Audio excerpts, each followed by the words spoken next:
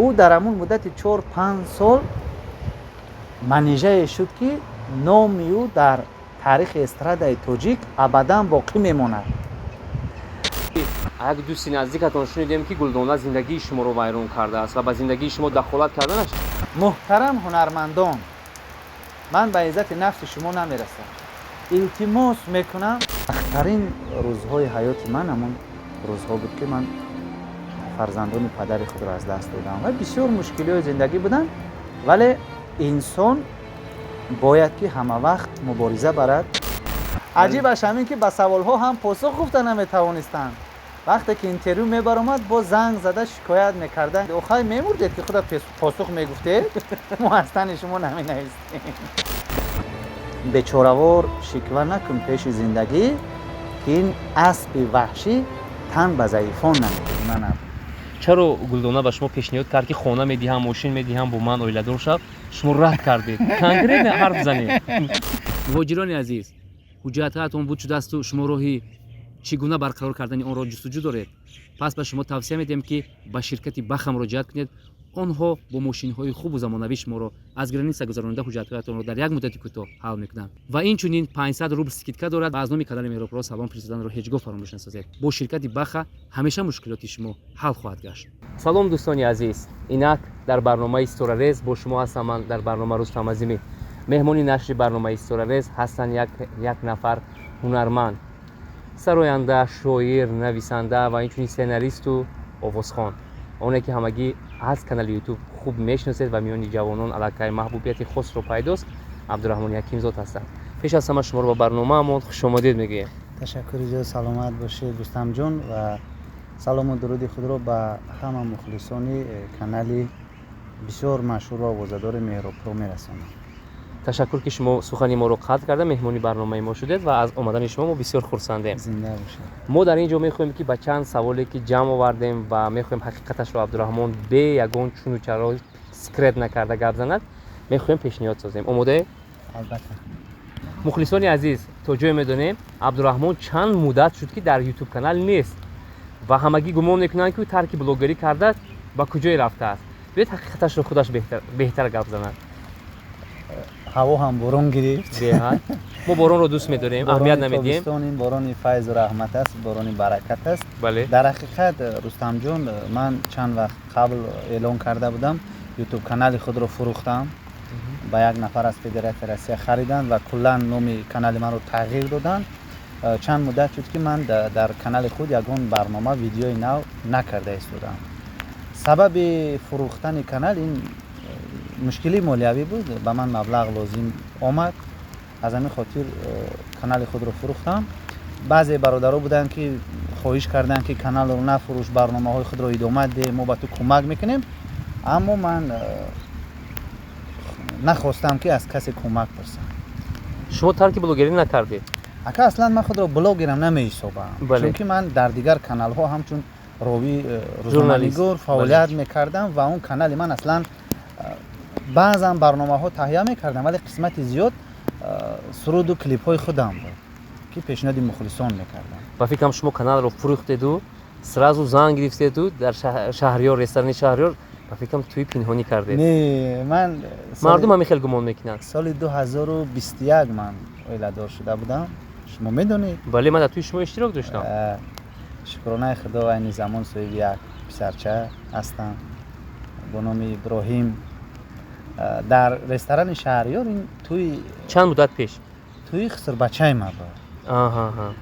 شما اونجا دیده بسیار هنرمندا اومدن خدمت کردن. همگی از من میپرسیدن عبدالرحمن باز زنگ گرفت، اوای زندار بود کو چی خیر شد، چی گپ شد؟ آخه میبینیم در استوری‌های اینستاگرامی هم شما هم عبدالرحمن فقط گپ درباره عبدالرحمن میروه، لیکن حقیقتش رو بهترش خودتون گویید. توی خسر بچه هم بود راستی گپ. دادر عروس میگیم نه؟ بله، دادر عروس هم بود. در اونجا پسرچه ما هم امروی همون توی کردن. این قدر سرآینده ها به خاطر احترام شما اومدند. از همشون تشکر میگم، مخصوصا از برادر قدردان نازی‌الدین نورزا، منیژه بانوی سبا، دلشاد، قربان، گلدانه بانو و دیگر هنرمندا بودن که خدمت کردن با ما. بهترین. و بیاید سوال دیگر رو از اینجا گپ میزنیم. بار نیتی گرفتن زندگیم رو نکرده بودید؟ نه سرانده همشون با فکرم میخیل بسیار گمان کردن که من توی خودم است زن دیو میگیرم و از نو در طرف خانه توی میکنم، ولی در اصل این گونه نبود. چرا گلدانه به شما پیشنهاد کرد که خانه میدی هم ماشین میدی هم با من اویلادور شد، شما رد کردید کنکریت حرف زنید؟ راست دیگه گلدانه بانو چنین پیشنهاد نکردن، از سبب اونه که ما با اون کس بسیار همکاری داریم، با توی معرکه ها یک جا میرویم، با بانکت و کنسرت ها میرویم. بعضی مخلصان گمان میکنن که ما یک جا زندگی میکنیم و از روی بعضی آوازه ها گویا که زن دیومی ما شده است و با من خانه و ماشین توفه کرده است، ولی این آوازه ها حقیقت ندارن. ما بسیار دوست نزدیک هستیم، بسیار انسان خوب است، در همه پستی و بلندی و تمام مشکلاتی که در زندگی ما بود هم پهلوی من بود، با من کمک کرد و میانی ما بغیر از اون دیگر چیزی نیست. عبدالرحمن من فکر میکنم که باران ما رو از اینجا جدا میکنه. بیا بهترش به تگ نمون نویس میرویم. باشه. صحبت رو ادامه میدیم. برنامه ما باز جالبتر میشه. ادامه دارد. در این باران ما نتوانستیم یخ کردیم. عبدالرحمن شما میگوید که مردم چنین گمان میکنند و این گمانشون یگان بیان ندارد، اساسی ندارد.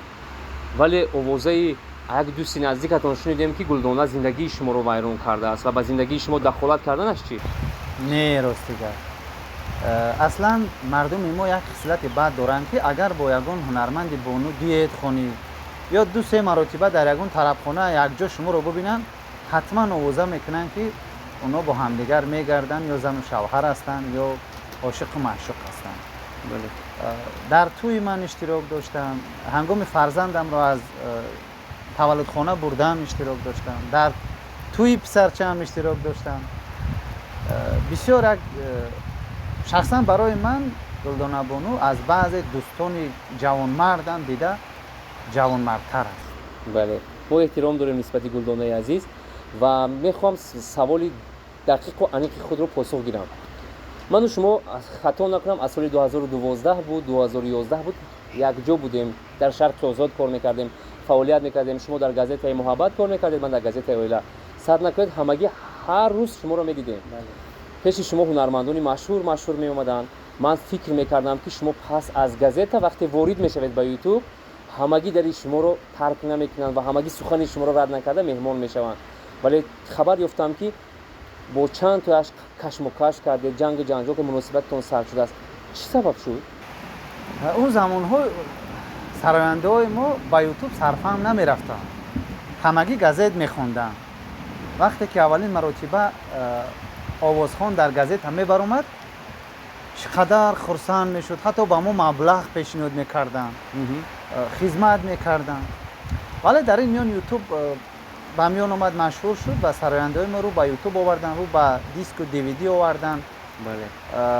ولی هستن هنرمندانی که هنوز هم احترام میکنن، ولی هنرمندانی هستن که با قدر همون مهنت و زحمت هایی که سالهای قبل ما میکشیدیم نمیرسن. ولی من همه‌شان رو احترام میکنم، نمیخوام که نسبت یگان تاش یگان سخن ناجا گفته باشم، چون که وقتی خودم وارد دنیای هنر شدم دشواری های سند رو دیدم با چشم خویش و این رو خودم درک کردم که برای اونها هم آسان نیست. امروز اسم بعضی ها رو به زبان نمیاریم و شاید خودشون بعد از تماشای برنامه قضاوت کنن. یادتون باشد نزد ما همون دخترهای می اومدن، جوانان می اومدن که ما رو مقصد ریکلام و که ما شناخته شویم، ولی امروز میبینم در جامعه موقع خود رو پیدا کردن. نسبت اونها چی گفتن میخوای؟ اگر که ما در راه رو ببینیم شاید ما رو نشناسن. استاد سنگالی میرزا یک سخن خوب دارن، میگن که این هنرمندا مثل همین هنرمنده که شما نامبر کرده یک خور است، ما اون جانتاق میگیم. بله. در دهه مثل همون جانتاق هستن که اون حتی حیوان هم نمیخورن، بعد از یک مدت ناپدید میشوند، گم میشوند. ولی هنرمندان اصیل، هنرمندانی که مخلصان خود را احترام میکنن، روزنامه‌نگاران را احترام میکنن، هیچ وقت از نظر مردم دور نمیشوند و فراموش نمیشوند. بله. حتی پول پیشنهاد میکردن که از تن ما اینترویو نویسید، آوازه در حق ما نویسید. عجیبش همین که به سوالها هم پاسخ گفتن نمیتوانستند. وقتی که اینترویو میبرآمد با زنگ زده شکایت میکردن که من اینجا این خیل اومده است، من این خیل شد، چرا این خیل نویسید؟ آخه میمردید که خدا پاسخ میگفتید ما از تن شما نمی نویسید. شما دانی مرا میکنی. در حقیقت عبدالرحمن شما همین جگری گپ رو میگویید. من این چیز را شاهد بودم. یک چیز محترم هنرمندان، من به عزت نفس شما نمیرسم، همه شما رو احترام میکنم، دوست میدارم، ترانه های شما رو میشنوم، التماس میکنم کم کم کتاب خونید، شعر خونید، گازیت خونید، طرز درست صحبت کردن رو با زبان ادبی تاجیکی یاد گیرید. از هنرمندان افغان و ایران صحبت کردن رو دیده یاد گیرید که چگونه صحبت میکنن. میبخشید خودشون رو ستاره میگیرن، وقتی روزنامه‌نگار با اونها یک سوال پیشنهاد میکند یک پاسخ میگویند که تماما با اون سوال علاقمندم نیست، حتی یک جمله درست حرف زده نمیتوانم. ها یا نه، فقط همین قدر میدونند و خلاص. بله. اما در گازیت هایونه وجود نداشت و باید هنرمند مجبور بود که سخن دلش رو ابراز کنند. اما این چیزها رو ما کم میدیدیم. کمتر به شب‌نشینی ها روید، کمتر به طرابخانه ها و توی معرکه ها روید، کم کم کتاب های بدیهی رو نیز مطالعه کنید. این به منفعت شما است. تشکر عبدالرحمن. و میبینم که همون خشم و غضب خود رو خالی کرده ایستاده. راستش رو بگید، از کی کینه دیدید؟ از کی مقصد گپی سرد شنیدید که اینقدر به علام قصه میکنید؟ راست گپ من نام نمیگیرم، کسانی که تماشا میکنن خود میدونند. بسیار هنرمندان با ما همکاری داشتن، حالا هم همکاری دارن. این فکر میکنم که از درجه پست کسبیت همون هنرمند نشون میدهد. شاید که مکتب میانه رو درست نخونده است، شاید که معلومات عالی ندارد، شاید که با کمک یگان سرپرست یک دو ترانه برآورده مشهور شده است. هنرمند اصیل نیست، از زمین خاطر هوا بلند می شود. امروز در جامعه ما سراینده‌ای هستند که با سرودهای دزدی معروفیت خاص رو پیدا کردن. از جمله خود شما. بله. دیگران رو در حقشون نمیگیم، بگید در حق خودتون نمیگیم. میدونید شما قدم گذاشتید و با سرودهای دزدی برآمدید. نه، من اولین مرتبه البوم اولین من پره ترانه های خودم بود. با استاد اهل‌دین دولت ما یک دو ششته آهنگ ها رو آماده کردیم و کنسرت نخستین من سال 2013 در فیلارمونی دولتی تاجیکستان برگزار گشته بود. استاپ یک دقیقه گوش کنید. من مقصدی من منظوری من دیگر چی بود؟ یعنی که شما با سرودهای دزدی امروز در بین جامعه سرودهایتون که خیت شد معروفیت پیدا کردید. من کو سرپرست ندارم، مبلغ ندارم، من از نویلوجی از نوچوری سرود میدزدم، بازخوانی میکنم، ولی من حیران ستاره های استرادای تاجیک هستم که مبلغ دارن، سرپرست دارن، تمام شرایط امکانیت رو دارن، ماشین های قیمت بها دارن، ولی باز سرود میدزدن. بیاید از من سرود خریدازید، من آهنگساز شدگی با نرخ دسترس روی تجارت بهترین و نفرانی که سرود و آهنگ و فکر کنم سرود هم آهنگ. بله، ما بسیار آهنگسازای خوب داریم. دوران رحمتزاد، ذکری‌الله حکیم‌الله، انا خدا رحمت کنه، دلاور زهوریان بهترین آهنگساز بودن. فرهاد یادینه، بسیار فرهاد ذکرف، آهنگسازا و شاعران کسبی خوب داریم. ولی من باز میگویم این از ناچاری، از نبودن سرپرست مبلغ می شود. شاید بعد تماشای برنامه ما سرپرستی پیدا شود. خدا میدوند، ما شاید که بعد از یک یا یک نیم سال پره ترک سرایندگی کنیم. چرا؟ بعضا حالت ها می شود که تماما کسب و کاری من تماما دیگر است.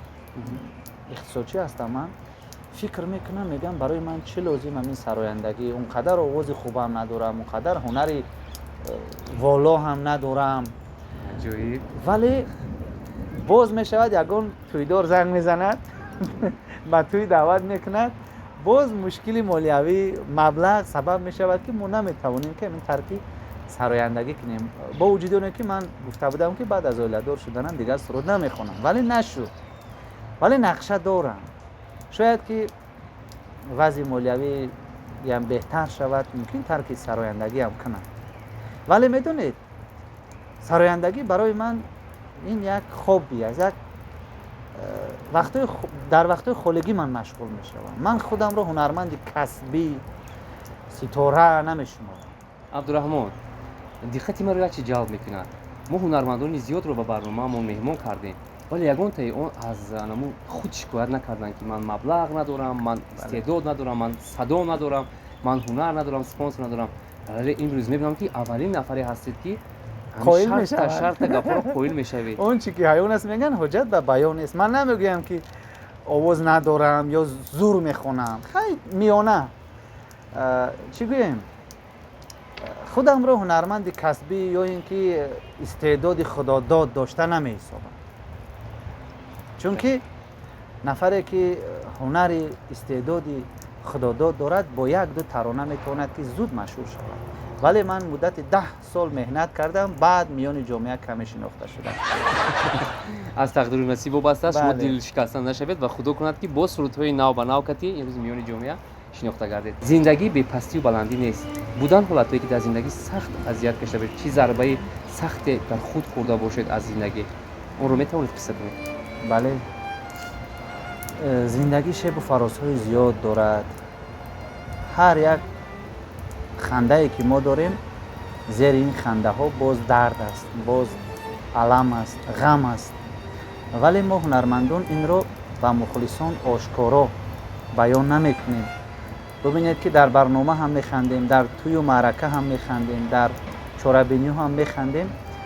بسیاری ها گمان میکنن که بهترین زندگی، بهترین حیات رو هنرمندان دارند. بله. ولی من فکر میکنم که حیات هنرمندان هم پر از غم و اندوه است. اکثر آنها خوشبخت نیستند. اکثر آنها سیاه‌بخت هستند. پدر و مادر یا نزدیک خود را از دست دادند. من هم در زندگی بسیار اذیت دیدم. در یک برنامه قید کرده بودم 3 برادرم رو من از دست دادم که سخت‌ترین روزهای حیات من همون روزها بود که من فرزندان پدر خود را از دست دادم و بسیار مشکلات زندگی بودن. ولی انسان باید که همه وقت مبارزه برد. یک شاعر خوبی ما علی محمد مرادی میگه که بیچاره‌وار شکوه نکن پیش زندگی که این اسب وحشی تن به ضعیفان نمیده. یعنی ما باید که گریه و ناله و ماتم نکنیم، از کسی کمک نطلبیم، فقط از خداوند طلب کنیم، مبارزه بریم. و قاسم جان ظریفی هم خوب قید میکند که زندگی در خود تپیدن بوده است، لذت دنیا چشیدن بوده است و در آخر میگوید که یا پس از درد و فراق عاشقی بر مراد دل رسیدن بوده است. بسیار غزل خوب دارد و هدف زیستن ما میگوید در آخر غزل نیک و بد را برکشیدن بوده است. یعنی از این حیات 50 60 70 ساله که ما پس سر میکنیم عاقبت نیکی و بدی ما رو در ترازو ماندن و کشیدن است که ما انسان خوب بودیم یا بد بودیم. میدونید من گاه فکر میکنم از بعض سخنهای خود، از بعض گفته‌های خود بسیار پشیمون میشوم. میگم که نخود که انسان چنین سخن گوید، چنین مناسبت کند، چنین کار و عمل و رفتار رو انجام دهد. این عمل وحشیانه است. و بعضم باز فکر میکنم که با یگان کس یگان سخن بد نگویم، دل یگان کس رو نرنجانم، با همه خوش معامله باشم، به همه خدمت کنم. ولی میدونید میشود موردهایی که بعضا انسان ها ما رو مجبور میکنن که با اونها یک سخن بد بگوییم. مثلا افیر میکنی، نفر رو نمیدونی، نمیشناسی، به سلام به علیک وارد افیر تو میشود. ساعت 1 شب است. میگد که نمیروی نمازات بخونی، در ساعت 1 شب در افیر چیکار میکنی؟ خیلی من بلاگر، من سراینده، تو در افیر ما چیکار میکنی؟ برای چی تو نماز نمیخونی؟ الحمدلله ما نماز میخونیم، ما مسلمان هستیم. بعض شخصیت های هستن که با ما مخصوصا فشار آورده، حالت روحی ما رو ویران کرده، کار کنیم که همین انسان رو برای بد بریم، یک سخن بد گوید، در نزد جامعه سیاه شود. ولی من فکر میکنم که انسان باید که در همین موردها خود رو باید که صبور گیرد، صبر کند، اهمیت ندهد به این چیزا. عبدالرحمن، تو می‌دونم شما هم فرزند دهقان هستید، از دهات هستید. شما از خوردی تا به امروز چی کارها رو در حیات خود мақсад ки риск кардед ва ҳунари худро санҷидед. Аз чиҳо пул ба даст овардед? медонед Пинҳон накунед фақат. аз рӯзе ки ман дар ёдам ҳаст худро мешиносам, шояд ки аз 6 солагӣ инҷониб дар ёди ман хотираҳо бошад. ман дар саҳро мол ҳам чарондам, дар полез, дар палак мегем, полез мегем, пахта ҳам чиндам, чобуқ ҳам кардам, тарбузу харбуза ҳам коридам, мева ҳам, боғ ҳам, тамоми кори хоҷагиро кардам. ҳатто ба тиҷорату савдогарӣ ҳам машғул шудам. Чӣ бизнес мекардед? дар саҳро полез доштем, тарбузу харбуза. То ҳол 2 гектар полез дорем. худохоҳ тарбузхӯрӣ мекардед? тарбузхӯрӣ меравем. ман муддати 1 ҳафта будам дар он ҷо, боз худохоҳад ба наздикӣ меравам. ба тиҷорат ҳам машғул шудам. боз як сирри дигарро фош мекунам, мухлисон баъзан медонанд. дар хурдӣ даканбоз будем. хурузҷанг медӯ. то 2,5-3 ҳазор сомонӣ ман як хурузи даканро харидагӣ ҳастам. кавкбозӣ ҳам кардем кам кам. касалӣ ҳам дорем, кавкбозо бошанд мешиносанд. ҳатто грузчикӣ ҳам дар давраи донишҷӯӣ кардаем.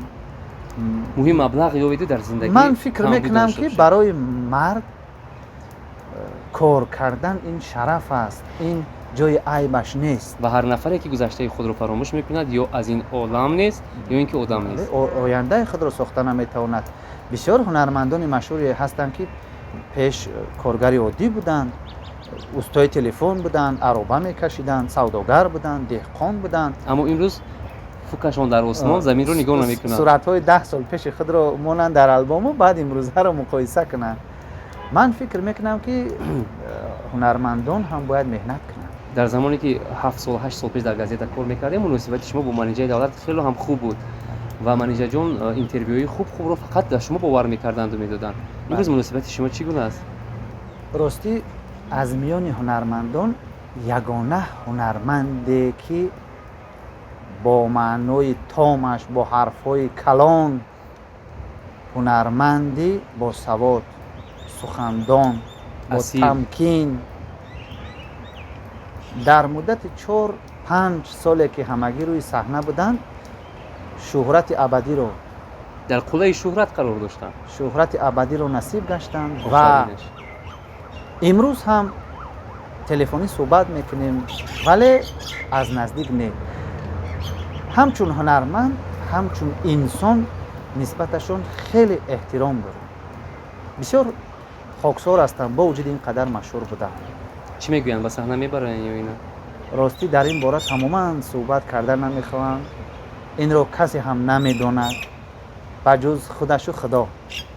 версияҳо гуногун ҳастанд, вале то ҳол аниқашро касе намедонад.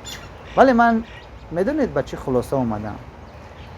дигар барои манежа рӯи саҳна баромадан муҳим нест. бале ӯ дар ҳамун муддати 4-5 сол манежае шуд ки номи ӯ дар таърихи эстрадаи тоҷик абадан боқӣ мемонад. вай саҳна ҳам набарояд, мардуми тоҷик, эрон, афғон ӯро фаромӯш намекунад, чунки ӯ садои ӯ, симои ӯ, сару либоси ӯ, шеъру таронаҳои ӯ дар сатҳи воло пешниҳоди мухлисон шуда. ва ҳеҷ кас менеҷа шуда наметавонад. бале. ва худо хоҳад ин канали нави шумо кай таъсис меёбад ва кай бо барномаҳои ҷолиб мебинем? рустамҷон, ман аллакай канали нави худро кушодаам. абдураҳмони ҳакимзод дар ютуб ҳаст. аллакай барномаҳои нави манро метавонанд ки аз канали нави ман аз шумо хоҳиш мекунам ки дар ҳамин ҷо канали нави манро монед, то мухлисон подписатсия кунанд. тамошобинони азиз, дигар шумо абдураҳмони ҳакимзодро ҷустуҷӯ накунед ва ана ин шапкае ки дар ин ҷо гузоштем, дар омада ворид шавед. канали абдураҳмони ҳакимзод аст ва барномаҳои ҷолиб ӯро аз ин ҷо метавонед тамошо намоед. обуна шуданро фаромӯш насозед. тан сиҳати хотир ҷамъ бошед.